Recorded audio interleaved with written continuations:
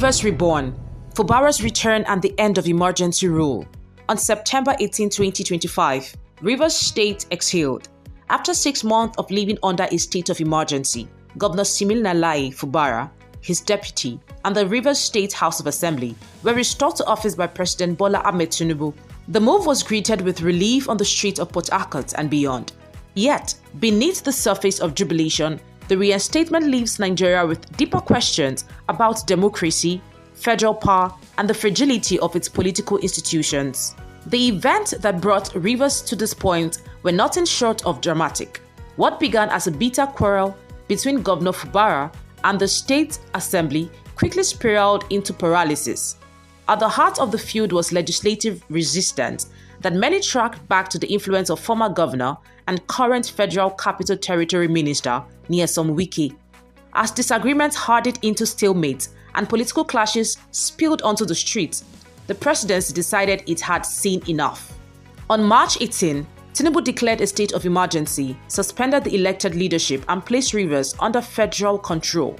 It was a drastic intervention justified as necessary to protect lives, governance, and oil installations in one of Nigeria's most strategic states. The man chosen to steady the ship was Vice Admiral Ibok Ete Ibas, retired, a former chief of naval staff with decades of experience in command. Ibas governed like a naval officer. His approach was disciplined, cautious, and deliberately non-partisan. Security was visibly tightened, particularly around oil infrastructure and risky flashpoints in Port Harcourt. The civil service kept running, but his administration avoided bold policy moves or controversial decisions that might inflame old tensions. To his critics, Rivers became little more than a caretaker territory, calm but politically stagnant. To his supporters, Ibas was exactly what the movement needed, a steady hand that prevented the state from sliding into chaos. In truth, his 6-month stewardship was less about governing than buying time. That time ran out in September. Tinubu announced that a new spirit of understanding had emerged among Rivers' political actors and the emergency was lifted. Behind the lofty language was hard bargaining. Wike, Fubara, and Abuja struck a truce that allowed the governor to reclaim his seat and the assembly to resume its legislative duties. The presidency, having intervened dramatically, now positioned itself as the stabilizing referee who had both the muscle to impose order and the magnanimity to restore democracy. Fubara'S return is as complicated as it's triumphant.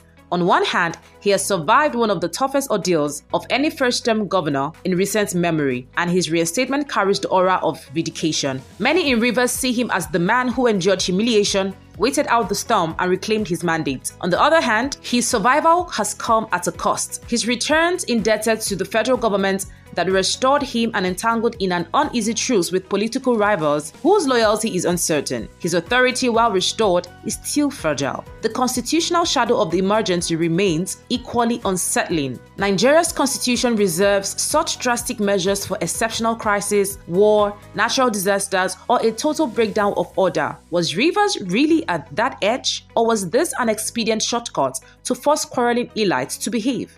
More than 40 court cases are still pending on the legality of the emergency. If the judiciary eventually rules that Tinubu's actions stretch the constitution beyond its limits, it could reshape how future presidents approach political crisis in the state. If, however, the court allow this precedent to stand, federal intervention may quietly become an acceptable tool of political management. Rivers today stands as a crossroad. Citizens are eager to see governance resume, budgets passed, services delivered, and the dividends of democracy restored. Yet, there is little guarantee that the governor and the assembly will resist the temptation to slip back into old hostilities. Nyesom Wike's influence remains vast, and his proclaimed reconciliation with Fubara is more of a ceasefire than a permanent settlement. In a state where politics is often personality-driven and resource-fueled, truces are fragile things. The broader lesson is national. Nigeria cannot afford to normalize the suspension of elected governments as a routine fix for political disputes. It may buy short-term peace, but it erodes public faith in elections and blur the line between emergency and expediency. Vice Admiral Ibas may now retreat quietly into retirement, remembered as the caretaker who kept Rivers afloat. But the questions his brief tenure raises are anything but quiet.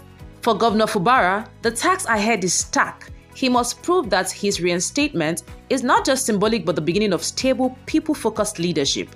For Nigerians watching closely, the episode is a reminder that federalism is not just about power, it's about restraint. The return of democracy to Rivers is worth celebrating, but it should also sharpen our vigilance. A system where crises are solved by decree rather than dialogue is one that rests on shaky ground.